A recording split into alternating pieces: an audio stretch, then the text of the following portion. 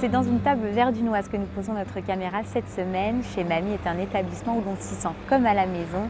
Les recettes familiales et gourmandes du chef Stéphane Belan y sont pour quelque chose. Originaire de Nancy, Stéphane est élevé au bon petit plat mijoté, un amour pour le traditionnel qui se confirme sur les bancs de l'école hôtelière de Strasbourg. C'est en 2007 que Stéphane pose ses valises à Verdun et reprend chez Mamie. Aujourd'hui, il propose une cuisine où les produits lorrains sont sublimés. Pour Fedou nous invite à réaliser des pâtes au lard en entrée.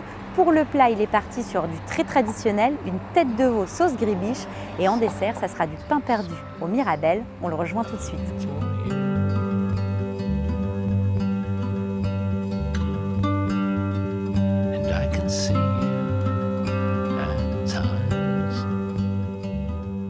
Donc on a du lard lorrain, qu'est-ce qu'on va faire en entrée avec ça? C'est du lard paysan, donc on va faire des totos de vieilles recettes lorraines. Je ne connais pas du tout. Bah, c'est des pâtes finalement, des pâtes mais à la lorraine.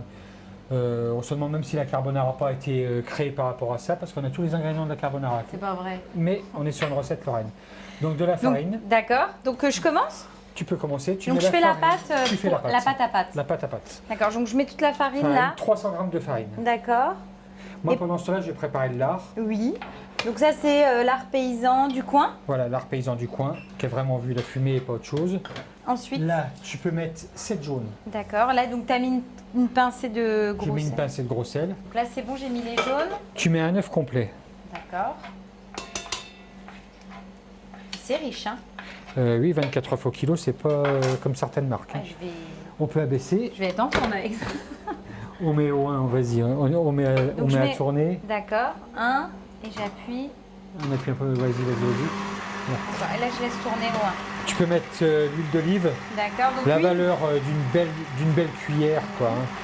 Je mets de l'huile d'olive parce que c'est un peu la mode, mais bon, ça serait de l'huile de tournesol. Ça serait plus adapté à la recette. Hein. Tu mets tout. Ça c'est une pâte que tu me conseilles de préparer à l'avance? Bon, pas spécialement, on peut la faire, on peut tout faire en direct, elle n'a même pas besoin d'être. Oui, tu peux faire minute. Après, quand elle repose pas, c'est un peu plus élastique, on a un peu plus de mal à l'étendre, mais. Donc pour la façonner, c'est peut-être mieux de la faire genre 1 heure avant. Voilà, puis de la mettre un petit peu au frigo. Tu vois que c'est un petit peu trop sec. D'accord. Donc on va mettre, voilà. Donc tu rajoutes l'eau. C'est pareil, hein, c'est à l'œil. C'est à l'œil, hein, c'est par rapport aussi au temps. En ce moment il fait chaud. Oui, c'est vrai. Donc voilà. Là, vas-y, accélère un peu. Là, j'accélère. Oui. Moi, je vais commencer à faire revenir mes lardons. D'accord. Les lardons, ça va être. C'est une pâte farcie? Non. D'accord. Non, c'est une pâte fraîche normale. Prendre de gros losanges. On fait cuire le lard, les oignons. Et on va déglacer le vinaigre et on mettra vraiment comme la carbonara. Vraiment comme la carbonara. Voilà, c'est bon, on peut éteindre. D'accord, donc là c'est bon, elle est éteinte. Ouais, voilà, c'est bien, c'est très bien. D'accord. Bon, pendant ce temps-là, je mets les lardons. Hein, donc voilà. Tu les fais revenir. On va les laisser un peu tranquilles. Et tu vas l'étales. C'est une pâte qui semble facile, on va l'étaler, mais. D'accord. Sur une masse comme ça, il nous faut une surface assez importante pour étaler. Parce qu'il faut étaler le plus fin possible. C'est vraiment quelque chose qui est tout fin, tout fin. Tout fin, le plus fin possible, mieux c'est. Donc là, on va diviser. Hein. Oui, parce que là, c'est sur une entrée, t'en comptes combien des pâtes par Voilà, on va mettre une dizaine, 10-12 pâtes. Hein. Mais c'est fou parce que moi, j'ai jamais entendu parler de ces pâtes-là. On les retrouve dans les vieux livres de cuisine meusienne. Hein. D'accord. Et Lorraine en règle générale. Donc on peut y aller. D'accord. À toi l'honneur. Donc j'essaye de faire le plus fin possible. Le plus fin possible, je reprendrai après parce qu'il y a un moment où il faut être patient, il ne faut pas vouloir aller trop vite. D'accord. Tu insinues que je ne suis pas patiente? Non, c'est pas ça. Je parle pour les gens en règle générale. Ça ne se fera pas en 5 minutes, il faut prendre le temps de l'étaler. Toi, là, elle colle un peu. Donc tu la retournes. D'accord.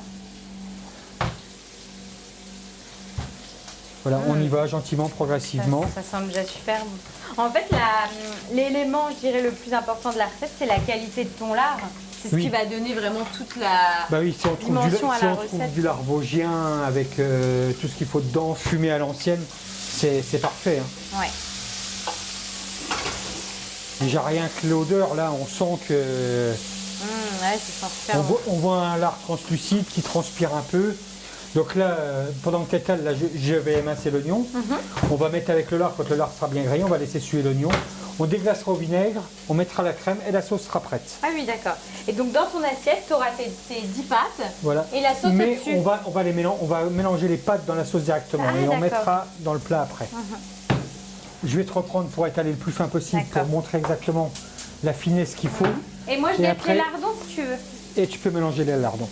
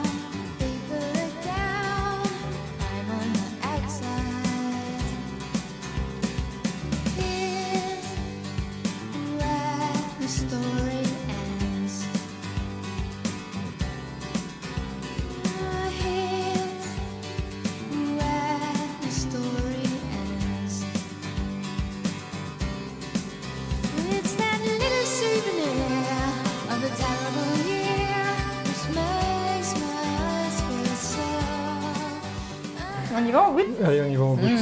Donc le totlo à la Lorraine. Ah, super. Totlo.